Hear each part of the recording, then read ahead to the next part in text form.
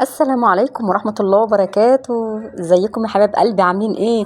كل سنة وانتم طيبين بمناسبة دخول رمضان علينا، خلاص على الابواب اهو. اللهم بلغنا رمضان جميعا يا رب، لا فاقدين ولا مفقودين. كل سنة وانتم طيبين ودايما متهنيين يا رب. زي ما انتم شايفين كده، انا جايبه لكم النهارده كيكه كده ايه، بسيطه، كيكه يوميه تعمليها في البيت. ما تاخدش منك وقت ولا مجهود ولا اي حاجه خالص.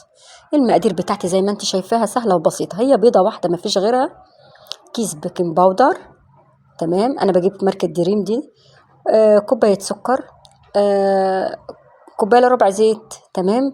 هنا هنجيب الخلاط بتاعنا وهنجيب البرتقان. البرتقان زي ما هو، لا تقشري ولا تشيلي القشره ولا تعملي اي حاجه، انت هتقطعيه وتحطي في الخلاط على طول. سهله جدا. زي ما قلت لك، كيك يومي بسيط تعمليه في البيت. الاولاد بنعمله لاولادنا دايما، فبيبقى سهل وبسيط وفي الخلاط كده، وانت واقفه بتعملي في اكل، يعني وانا واقفه بعمل في الاكل اكون خلصت الكيكه واكون عملتها على طول وانا واقفه. قطعت البرتقال سليم زي ما هو كده، زي ما انتم شايفين. هي طريقه الكيكه دي قالت لي عليها عشان اكون يعني صادقه معاكم، قالت لي عليها منوعات هبه وماما، فهي اللي قالت لي جربي الكيكه بالبرتقال سليم. قلت لها انا خايفه يعني الطعم يكون مزز شويه ولا حاجه، قالت لي لا لا لا، انا عملتها وزي الفل. قلت لها خلاص تمام ماشي. فبصراحه قلت اجربها يعني، وجربتها، وبصراحه جميله وتحفه. ما كنتش اتخيل انها تبقى بالجمال ده. فضيت كده الفانيليا بتاعتي وحطيت البيضه، تمام كده تمام. هنا حطيت الزيت، المقدار اللي هتعملي بيه طبعا هتمشيه على كل الكيكه، يعني عملتي المج بنفس المج هتعايري بيه هتعايري بيه الدقيق، هتعايري بيه السكر. انا كنت معايره السكر طبعا بالمج ده، بقول لكم كده يعني، بس حطيته في ده عشان خاطر كنت محتاجاه اعمل بيه باقي المقادير، لان لازم المقادير تطلع عندي مظبوطه بسوى واحد.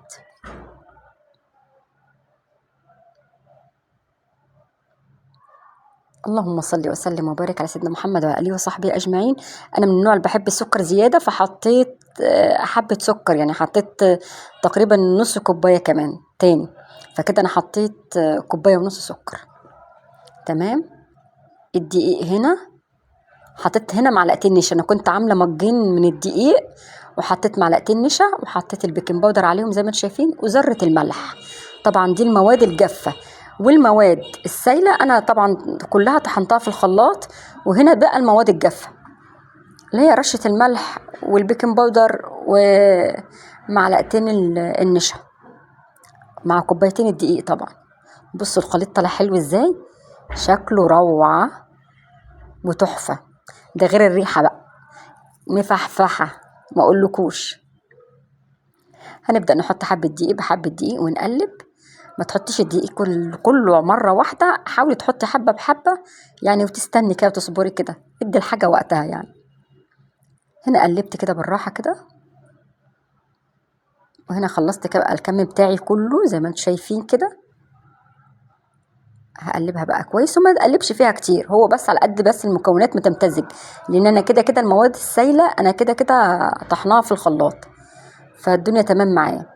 شايفين الخليط ما فيهوش تكتلات، ما فيهوش اي حاجه. لو البرتقان برضو في عز ما هو سليم، بس طالع ما فيهوش اي تكتلات، ما فيش قشر، ما فيش اي حاجه خالص. جبت الصينيه بتاعتي اهي، دي صينيه مقاس 26، كنت مبطناها بالدقيق. انا بظبط بس ان انا عشان احطها يعني، فعماله اظبط في الصينيه كويس عشان تطلع بسوا واحد يعني قدامكم.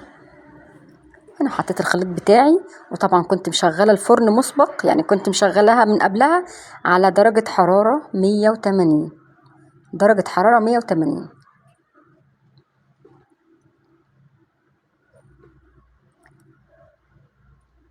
هنا كده خلصت خلاص، وابدا بقى ادخلها الفرن.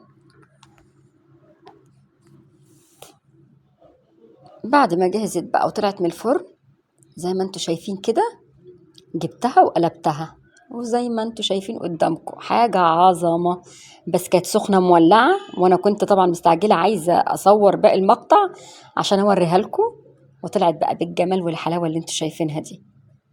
يا رب كده الفيديو بتاعي يكون عجبكم، لو وصلتوا لحد هنا ما تنسونيش في اللايك والشير، وشكرا لكم والسلام عليكم ورحمة الله.